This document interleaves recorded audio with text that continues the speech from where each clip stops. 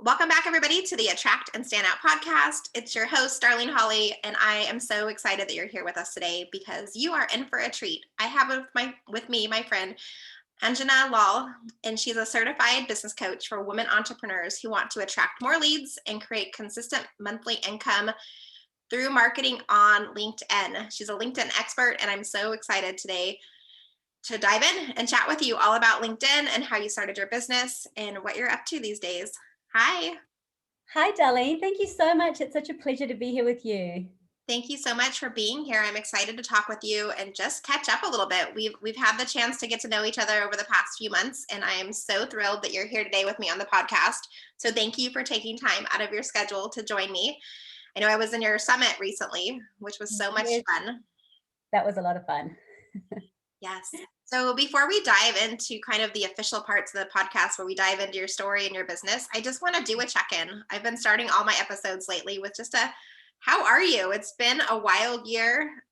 How are things going for you? And Yeah, it's been a crazy year, and I can't believe, we're into almost the last end of May, and so starting another quarter in June, and time's just gone by so quickly. And I'm doing good mentally, emotionally, business wise, everything's kind of going good. I'm noticing a lot of shifts though online, and I don't know, after speaking to quite a few of my other speakers in the summit over the last few weeks, I noticed, even they're noticing a lot of shifts in terms of like what's happening on social media, the way people are responding, a lot of free content, and yeah, just all of that stuff. I don't know if you've been noticing that too, because you and I haven't had a chance to catch up after the summit.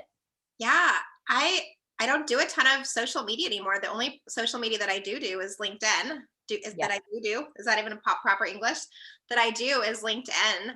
and I'm definitely seeing a lot of engagement and people are Yeah. engaging and starting conversations, and they're sharing Yeah. a ton of valuable information. And then we also have the amazing people that feel like they have to like pop in your inbox as soon as you accept their request and they want to sell you their widget, which drives me insane.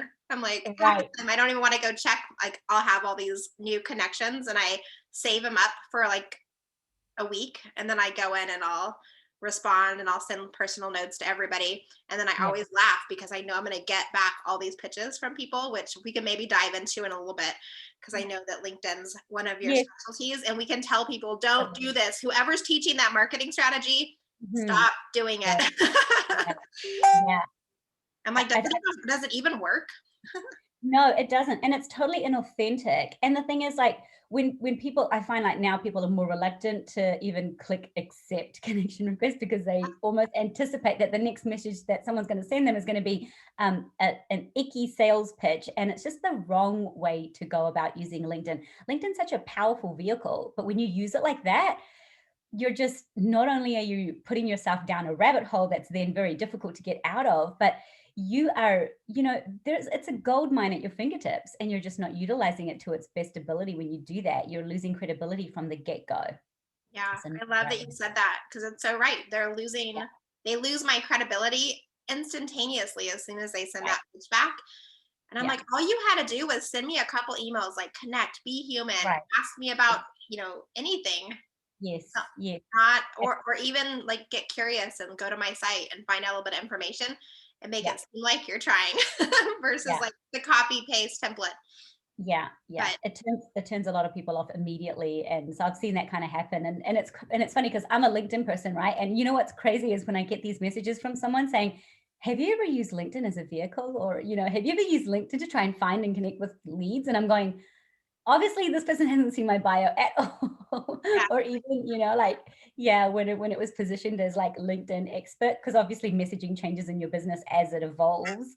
But it's crazy how people use that platform in that way. yeah. It's like they're tone deaf and they don't even take 2 seconds to research somebody before they send their message. Yeah, yeah, totally. So yeah. We'll chat, I'm sure, a little bit more about LinkedIn stuff here in a little bit. I would Mhm. love to hear your story. Tell us a little bit about how it is that you became a coach and how you even found, like, did you start with LinkedIn or was there some stuff that you did before that, and how you came to where you're at today? Yeah, I love that question. So LinkedIn was something that I used in my career to advance my career very quickly. So by the age of like 26, I became marketing manager of a multinational corporation. And it's because of LinkedIn. It's because I used LinkedIn to reach out to people, connect with people, and engage in conversation and dialogue, and come from a place of just adding value and like what I can do for you versus here I am and this is what I'm all about. And so that's how I realized the power of LinkedIn. But that's not how I initially started my business. So, rewinding. So I was born and raised in New Zealand. I have over 20 years of corporate marketing management experience. And like most people, I studied, I graduated, I started working, and I climbed the corporate ladder. I used LinkedIn as a vehicle to do that. So, but when I turned 30, I had this burning desire to move from little old New Zealand, where that's all I've ever known, to California, to continue pursuing my corporate career, and also gain some life experience. So, despite all the obstacles, like I was determined to make this happen. So I hit obstacles of immigration, and at the time when I was looking to move, it was like the 2008 recession, and so all I could hear in the news were corporate America downsizing and a lot of people being laid off. But despite all odds, I ended up landing the job of my dreams in Los Angeles, where I managed the marketing for a robotics company for North and South America, which was amazing. And I was single and I was carefree at the time, which was even more amazing. So, I truly felt like I had manifested the job of my dreams, and it just felt so right. Like I knew I was exactly where I was meant to be. So after several years of bliss in Los Angeles, I had no intentions of moving back to New Zealand until I met my now husband at LAX Baggage Carousel. And he happened to be from New Zealand, and we started chatting, and then everything changed, like within the blink of an eye, everything changed. I ended up moving back to New Zealand, and within months, we were married, and I became a stepmom to my husband's two young boys at the time. They were like 8 and 12, which was just terrible age to become a stepmom for two little boys. We're so hyper. And not only that, within a year, I was pregnant with our daughter. So my life changed 180 degrees within a year. And so then my priorities changed. Like I pretty much felt like I'm rebuilding, like I'm building up my life and building, even figuring out like, what do I want now? Like I'd manifested the amazing career, and I'd manifested the relationship too, because that was out there at the time. But after becoming a mom, my priorities changed with regards to my career, and I felt like a more higher calling. Like I felt like I have so much life experience and work experience that I wanted to do something impactful with it. Like I didn't want to work the 9 to 5 job, and I wanted to really do something expansive and start my own business, which would give me the freedom and flexibility with my schedule, and while still earning the delicious income that I was used to. And I'd always wanted to work for myself, but like most people, a lot of people have that dream, but they just don't know how to get started. They just don't know what to do. And so it remains a dream. But so then what I did was, I'd explored the online space, and I invested into courses and mentors and coaches, and then decided to start with something that inspired me. So I thought, you know what, I'm going to move away from my marketing career. And since I've had so much life experience and success experience, I started off as a life and success coach. But that quickly evolved to me then embracing marketing into my business, because I had a lot of clients asking me to help them with their marketing. And so my business now embodies my zone of genius, which is marketing and lead generation, specifically using LinkedIn. And so that's where the LinkedIn component came in, because I was thinking, what is something I know really well that I can master and really use as a vehicle? Because I see all these people using Instagram and Facebook, and it's all very vanilla. And I thought, what is something that I'm naturally good at, And I realized that my natural strengths are that I'm a connector and a networker by nature.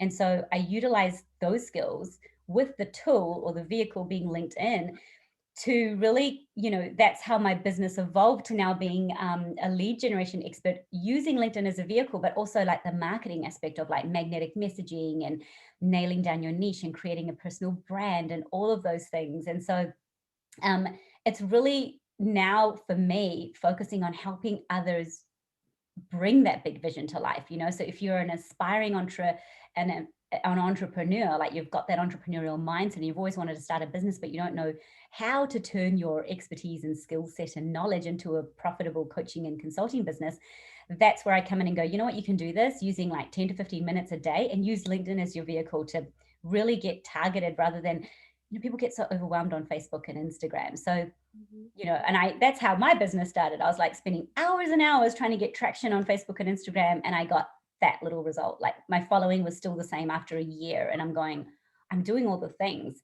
So then I thought LinkedIn was a way for me to grow my network really quickly, because I was able to find and connect with those right people, and the people that would pay me for my services and would be the right fit for my services, where I sort of say qualified leads. So that's how my journey started and how I ended up doing what I'm doing today. Yeah, I love your story. And I first want to like highlight, like you met your husband at the LAX bag I did. at the carousel. I love that that's like where your story changed and like where everything shifted for you. Such a cool experience that like you had to both leave New Zealand, Yeah. even meet at the LAX bag terminal. Right. And it's crazy because I always laugh, and I said to my husband, I'm like, I was waiting, I picked up more baggage than that day than I was that I was looking for. Planned. That's so Yeah. funny. But I love how you took time to explore a little bit, find yourself. Yes. You found like what your passions were and where your journey was going to take you, and you took those steps and you were able to get out there and put yourself out there and explore in different ways. Do you Hmm. think that you would have your own business now had you not left LA? Yes, I do. I still think I would have. Well, actually, I'm not sure. I probably would have started something on the side, but I wouldn't have been as um, probably wouldn't have been as passionate to really make it sort of happen, because I was not only was I comfortable in my job, but I loved it. Like my job was a lifestyle for me. Like it didn't feel like a job, the corporate job that I had. It was very unusual because I worked with a bunch of engineers in the robotic industry. So I was the only girl in the office. So essentially I was like the queen bee. So I could pretty much, I had all the freedom and flexibility in that corporate job, which I loved. And so when I moved back to New Zealand, because I couldn't match that, because I went back to corporate, and it was just boring, and it was just like uninspiring, and I didn't feel like I was able to utilize my overseas skills that I had gained, and everything. And so I really struggled with that, and I thought to myself, like, I want something bigger, and I want that big thing that I had in LA. And so the only way I thought for me to be able to do that in New Zealand was to have my own business. So in answer to your question, I think if I was living in LA, because I was so happy with my job, I probably wouldn't have explored that in such a way that I did. When I first explored that idea, I think a lot of people, if they're unhappy with their corporate jobs and they're uninspired, because I find that a lot of the people that I do talk to, and clients that I've worked with over the years, as well as from my own experience from going from corporate marketing manager to an online entrepreneur, one of the things that I've seen a lot of aspiring entrepreneurs get stuck from is not knowing where to begin, or the fear of, oh, I don't know enough, or, and how to even get started. And so if they're at that point, like where they really want that, and they have that fire in their belly that wants that, then I think, that's something that you would do. I didn't have that in LA because my life was just so, and I was in flow, and I manifested what I wanted. And I think, an answer to your question in a different sort of a way, I think when you truly go for your dreams and you are determined to make it happen, no matter what is happening out there, it will happen. The universe will deliver and will answer. Ask and it's given. It will be given, because 2008, all I could hear was corporate America, people losing their jobs left, right, and center. And here I am from New Zealand, where the company now has to sponsor me to move there. So there's a lot of moving pieces. They chose me over local candidates. So, but I was determined. I was like, I'm going to make this happen no matter what. I'm going to make this happen. And I didn't give up. I could have given up. There were many times where there was a lot of blood, sweat, and tears, but I didn't give up. Yeah. And I think even if that hadn't worked out, I know that I truly believed that if that didn't work out, then obviously something bigger is even meant to be. Like if you have that in mind and always go, I missed out, they didn't want me, I wasn't good enough, then you're going to attract more of that. But I think if you really want something, you've got to just go for it 110% and be committed to it. And it sounds like that's what you did, which I love. I love that you put Yeah. yourself out there and you went for it, because Yeah. that's a I definitely did not try to leave my state, let alone my country at that age, and the ambition and like the will to find what you were looking for and to go out there and go after it. And I'm sure that Yeah, I same will if is you'd actually what got your business to where it's at today as well. Yeah. And I mean, if you'd asked me at 25, I would be like, oh my gosh, I'm free. There was no way I was ready emotionally, mentally, all of that stuff. But I think I'd gotten to a point where I was so hungry. I was so hungry for that result and that transformation. And when you have that burning desire and that hunger, you're going to do whatever it takes to make it happen. And the right things are going to come to you in the right way that just bring things, like it just happens. Yeah, absolutely. You made me just think of, I didn't move countries or anything, but I moved from Las Vegas, which is where I'm born and raised in Nevada. And Yeah. I worked in retail management back there for Best Buy. And Yes. they wanted to promote me within the company to manager.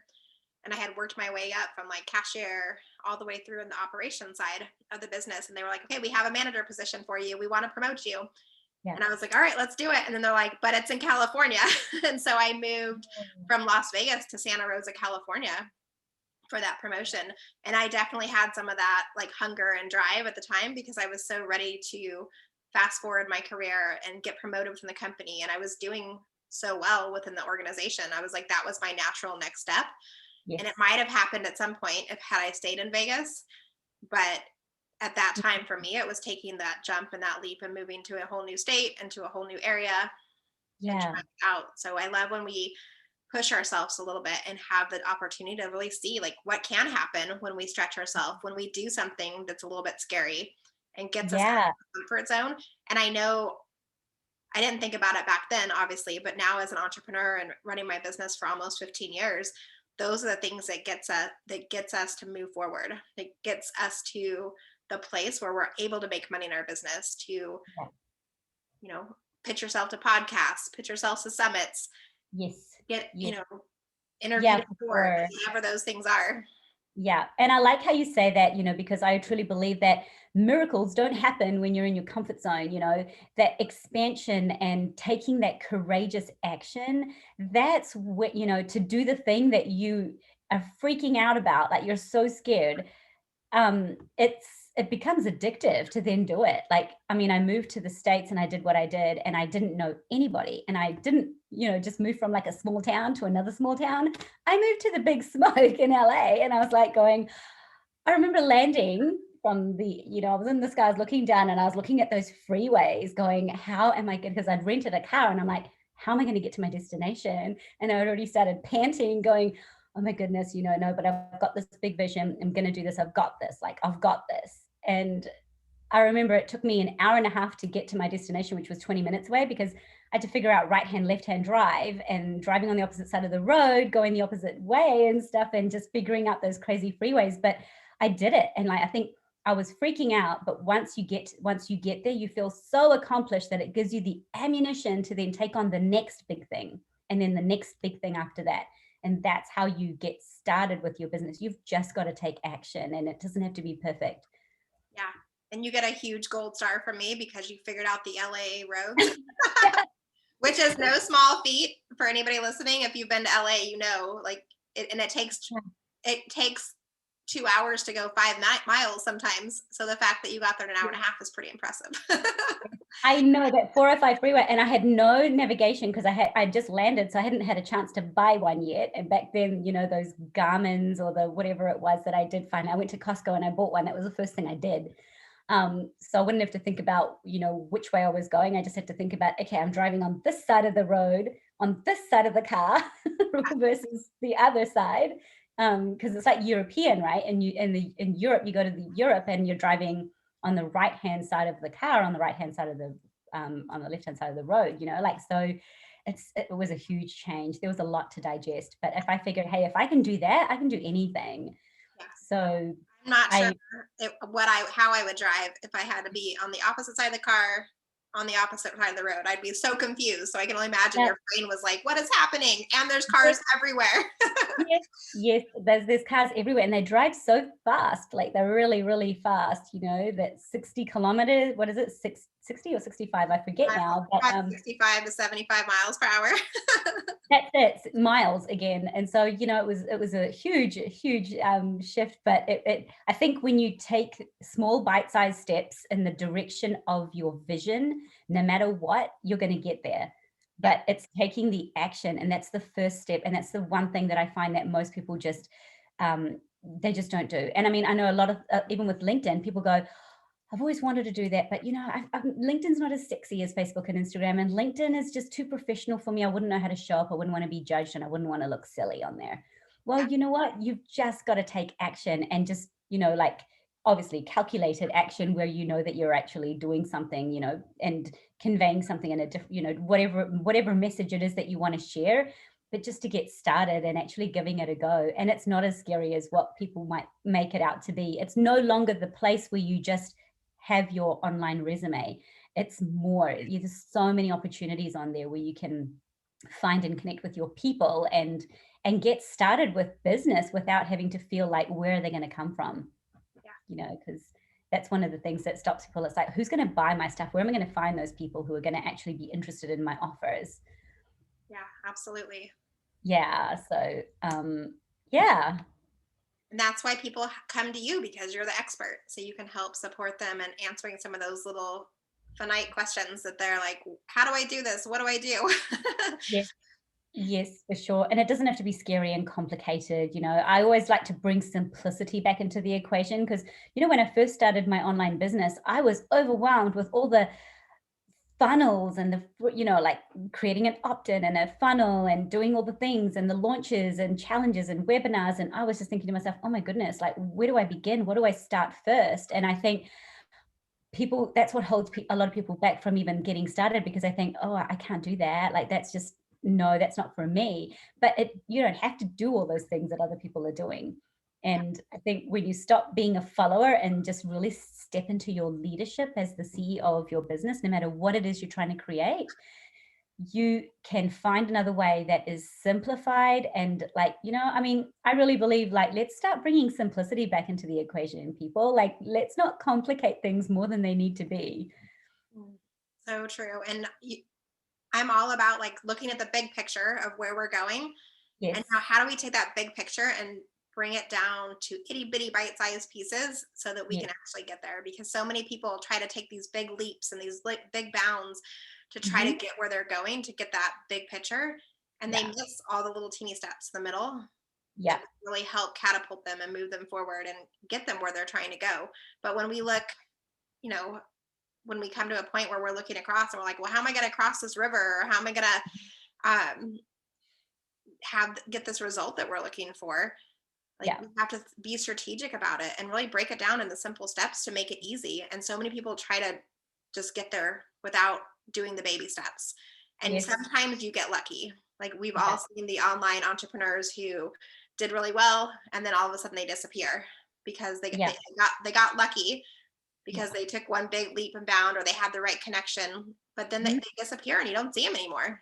Yes. And a lot of times it's because they haven't built a strong foundation of their business, so they could continue to scale, continue to grow. And that's why I'm so big on making sure that you do the baby steps and that you build the foundation. Yeah.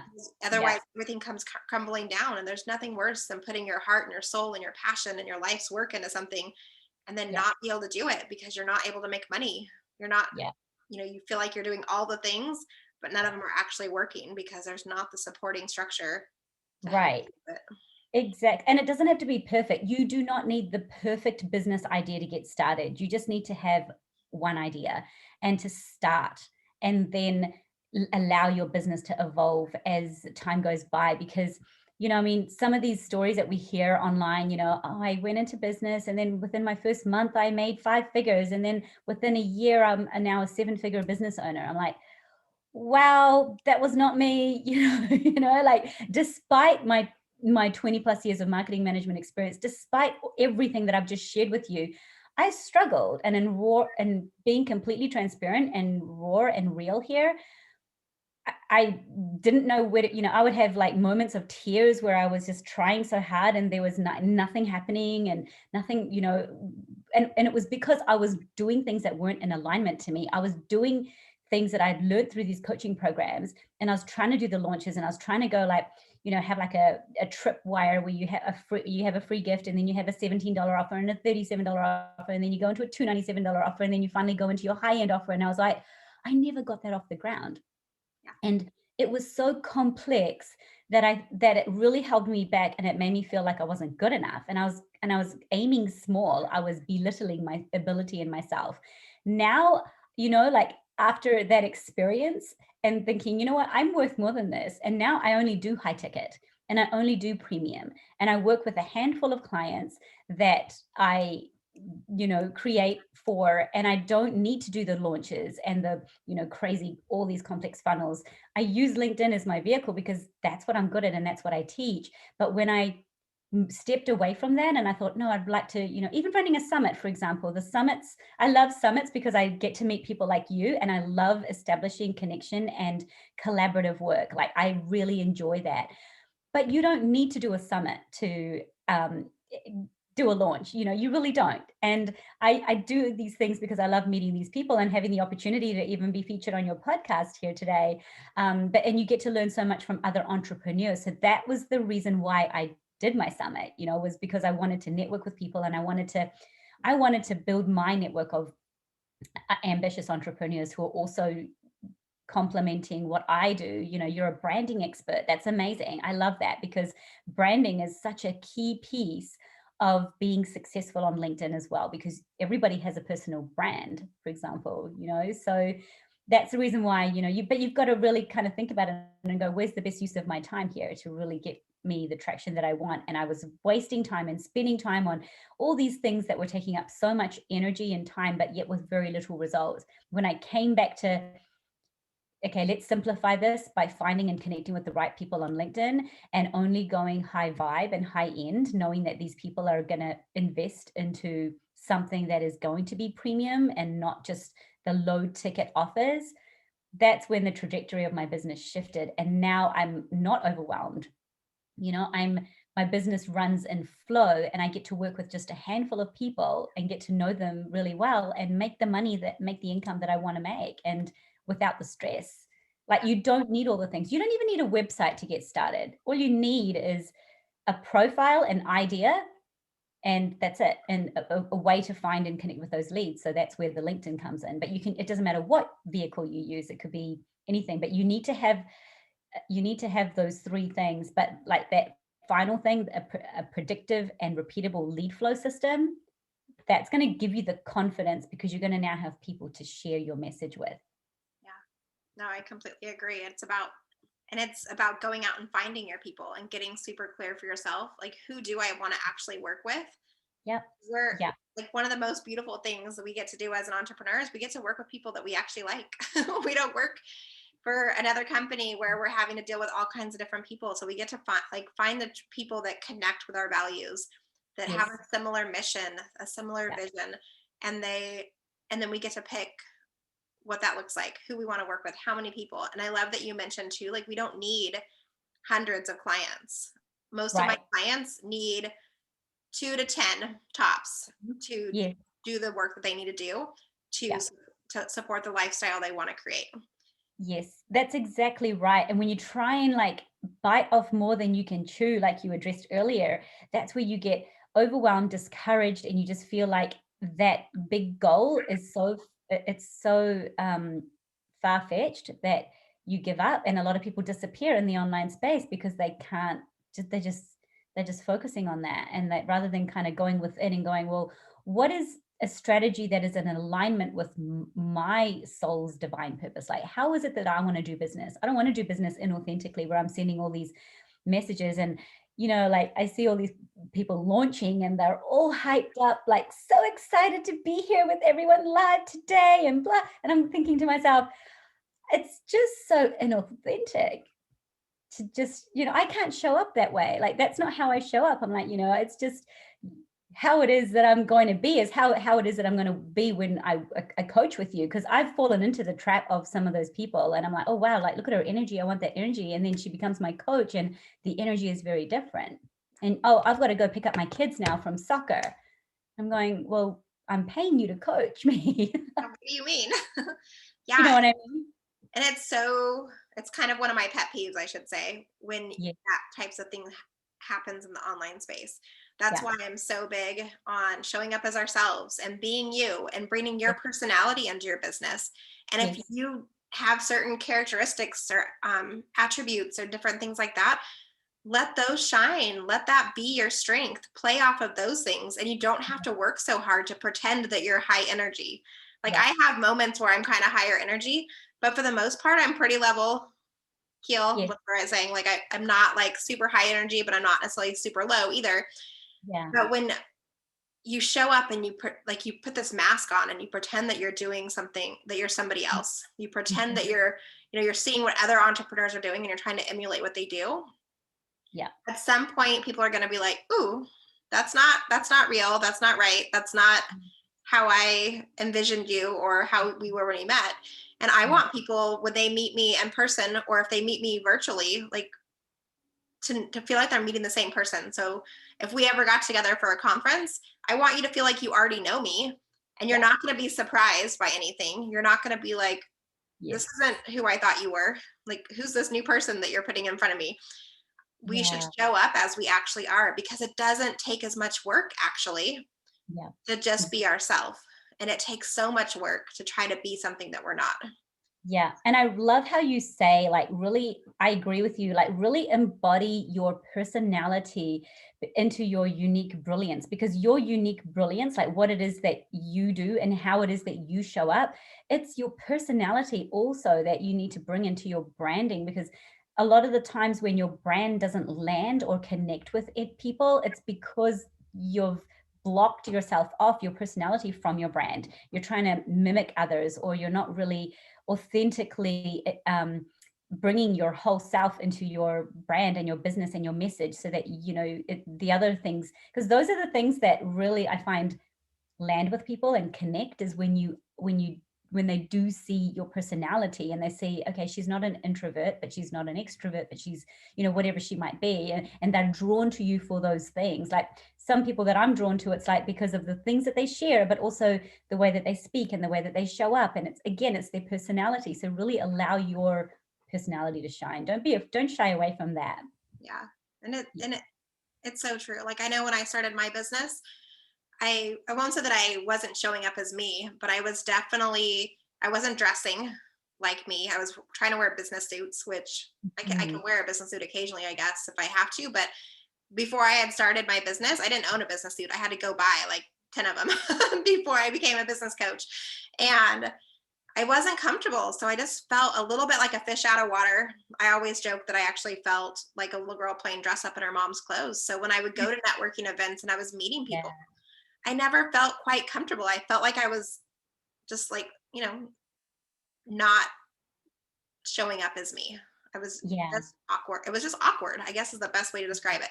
And then as I peeled back those pieces and started showing up more as myself and dressing more my style and mm, building those relationships, yeah, that's when things started to come together. I also had to work on my messaging back then because I definitely didn't have my messaging down. I barely knew what the heck I did and I wasn't conveying it to other people.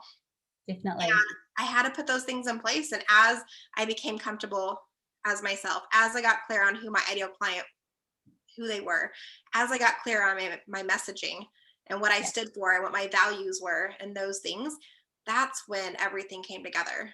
And that's why yeah, it's so important for those foundational pieces because we just show up how we expect or how we think other people want us to be. And then it's not authentic, it's not connecting. And mhm, people don't feel like we're trying to build the know like trust factor. And if yeah, people feel like there's something a little bit off and they're not yeah. sure what, they can't quite put their finger on it. Yes, that's so true, because there's inconsistency in the way you're showing up. There's inconsistency in the language that you're using and the tone that you're using, and all of those things. And like you say, like, I mean, imagine if one of the lives you show up in a business suit, and then one of the lives you're in like a raggedy t-shirt with your hair up in a messy bun, and it's like, wait a second, is she the same person? Yeah. Most days you're going to catch me in a raggedy t-shirt and my hair thrown up in a bun. If you see me in a business suit, we're in trouble. I call it the mom bun. Yeah. It's like The the mom mom bun. I'm usually professional. It's like the business mullet. One of the girls I know referred to it as a business mullet. She's like, you're dressed professionally from the top up, And then you're wearing like yoga pants or Yes, or so shorts, true. who knows what. Maybe you're not even wearing any pants. I know my husband always laughs at me because, like, when I did my summit, for example, when I did all my interviews, I wore like, my blouse, the bailout blouses or whatever, but I had my pajama bottoms on because it was cold. And I was just like, it's comfortable. No one's going to see the bottoms. And he's like, oh my goodness, it's just so funny. I thought, well, it's becoming reality now. It's probably the way a lot of people in corporate even do their meetings on Zoom too, with the quarantining and, like social distancing and all of that. So yeah, it's that freedom and flexibility and just being able to be yourself and be comfortable and not be unapologetic about it is kind of empowering.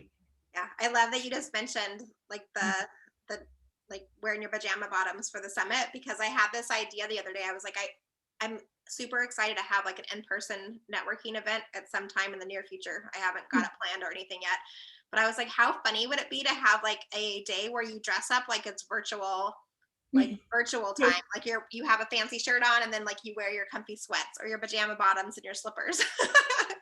yes, That'd be I know, it's quite funny. I had I was interviewed also by somebody else a couple of weeks ago, and she's like, okay, come on, be honest. What are you wearing? What are you wearing beneath? I was like, oh, busted. I'm like, I'm actually wearing my yoga pants because after this, I'm planning on going for a walk. I'm doing a workout, So it's like active wear under but you've got it. It's quite funny. Everyone's doing it and it's absolutely fine. It's comfortable and What's yeah. what's funny is when you go like to walk the dog, or if you actually have to leave the house and run to the grocery store, you're like, oh, I should probably put something different on. Yeah, something that matches. Exactly. You're like, Yeah. this doesn't quite match. I'm wearing like plaid and polka dots. It doesn't work. Yeah, yeah. But Ange, this But has been so much fun. I'm so glad to have you on the podcast and just kind of hear your story about what you're up to. Before we head over to rapid fire questions in just a minute, I'd love for you just to share with us what's next for you in your business. so for me, I am a busy mom.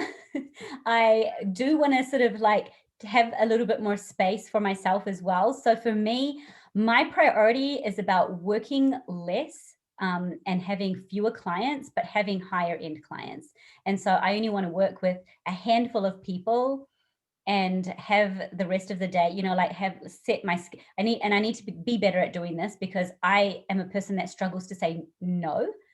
And then I end up suffering for it. And so that's what's next for me, is establishing clearer boundaries to say, like allocate my time and go, this is the time that I'm coaching with my clients, working with a handful of people and having some more time for myself and self-care. Because over the last, few years since I became a stepmom and a mother to my daughter and all the moving pieces with everything and just a whole bunch of other things as well, like I've neglected myself and I need to invest into myself and my self-care. And so that's become that's my priority, working less with a handful of clients and giving myself some time to rebuild my own energy and self-care again. So Yeah, I love yeah, that. And my audience knows that's definitely how I run my business.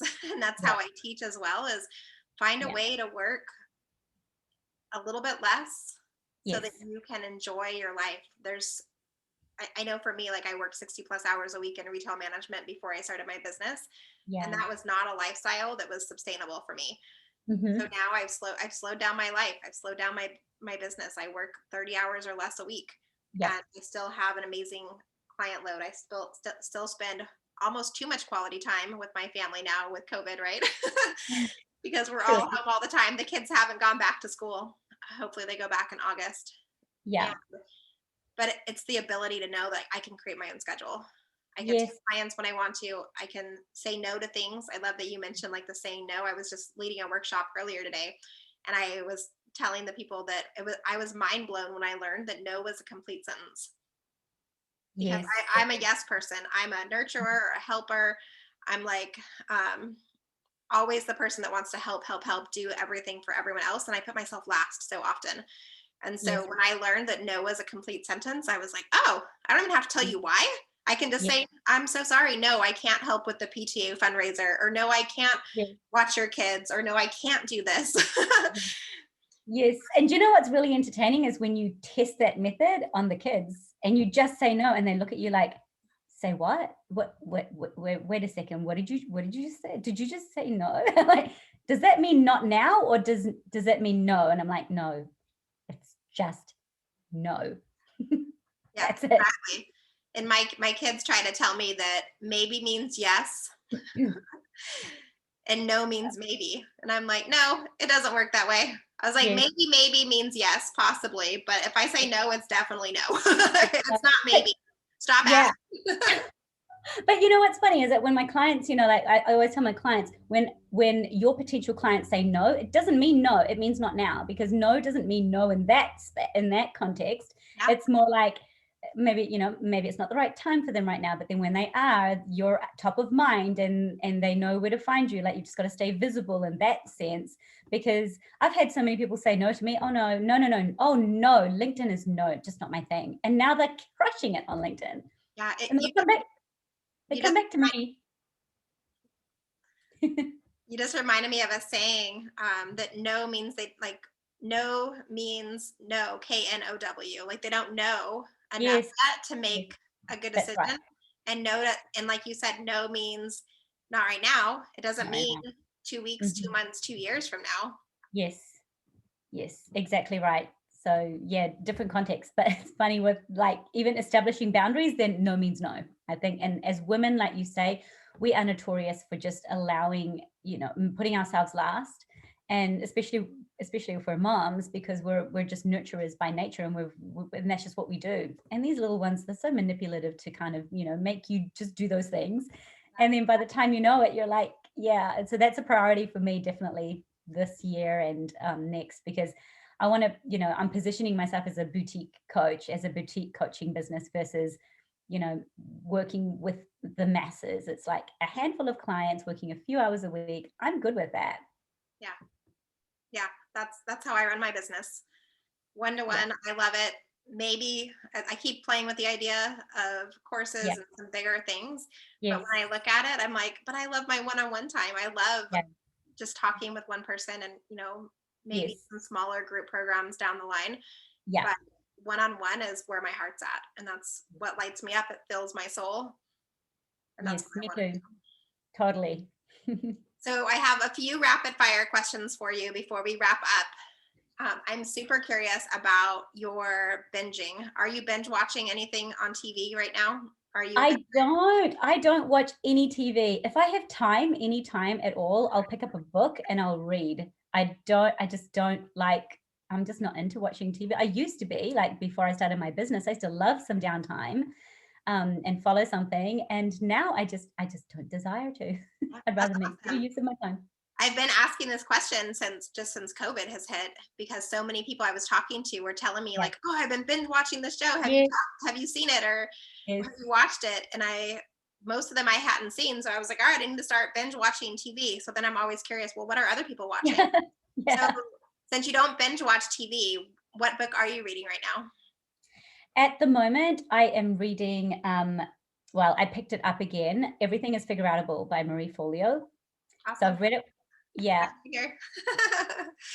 That's a And I'm also listening to the audiobook when I'm out, on my workouts. I'm listening to the audiobook of Ask and It's Given, because I like to be able to be in that energy of, attract the law of attraction as well, because I often get caught up in the rabbit hole of like focusing on what I don't have right now rather than focusing on what it is that I want.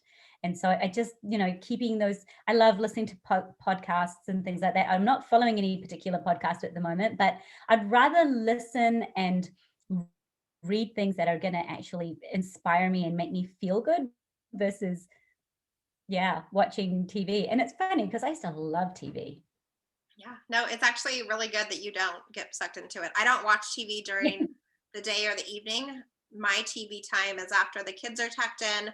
My husband Yes. falls asleep typically pretty early because he gets up for work at 3:30 in the morning. And so Oh, I'm wow. in bed and I'm tired, but my brain's still awake. So I'll usually Mhm. put on Netflix or Amazon Yeah. Prime. Yeah.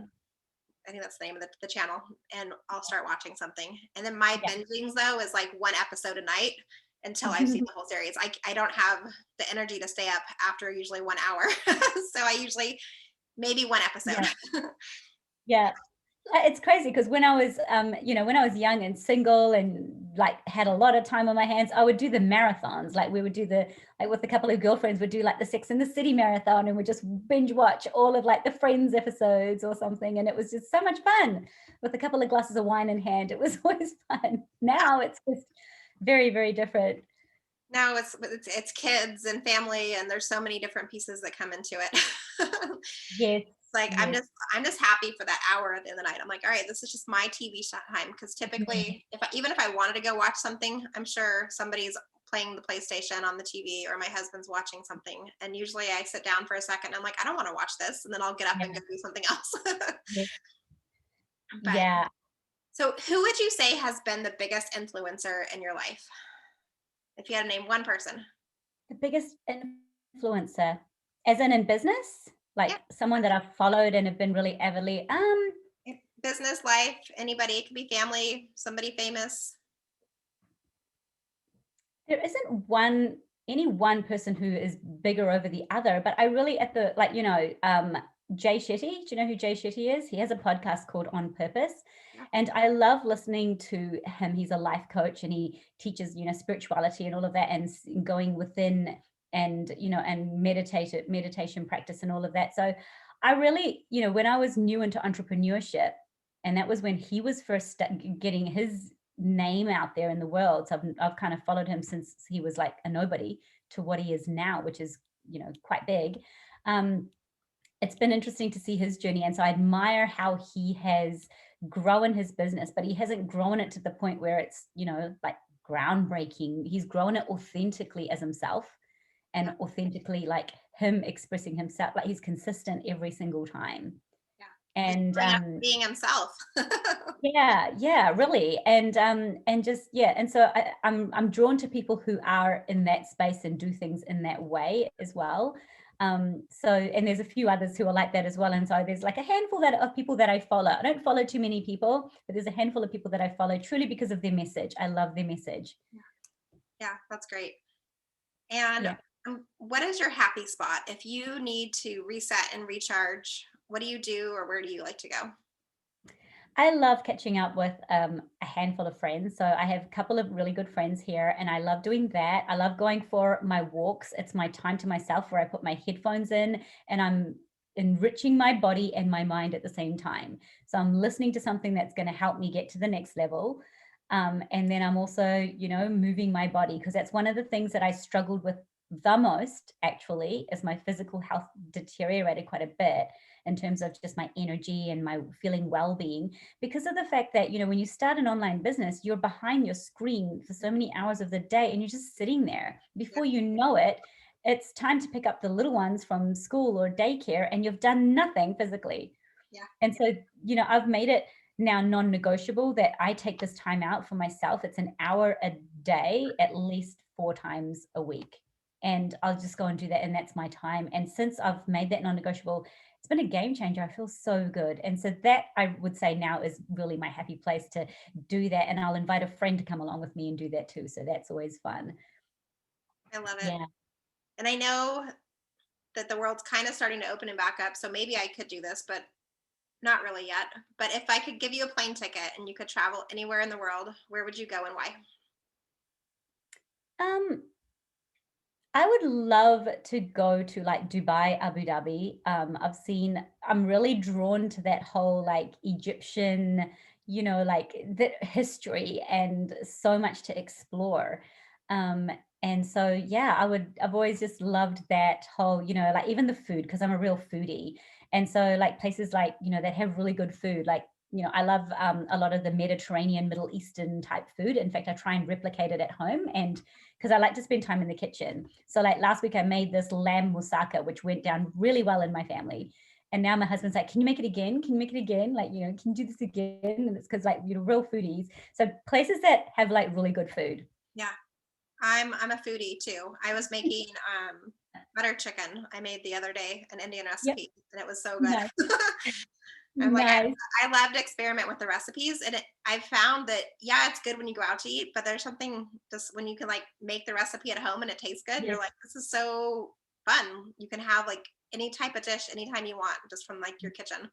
Yeah, definitely. And when I've got the time and I'm not stressed over, like having to be really quick, like I really do enjoy experimenting in the kitchen. It's one of my outlets. Like it's just, I'm able to unleash my creativity and try something different. And then, at the end of it, you've got a really nice meal, which is always good.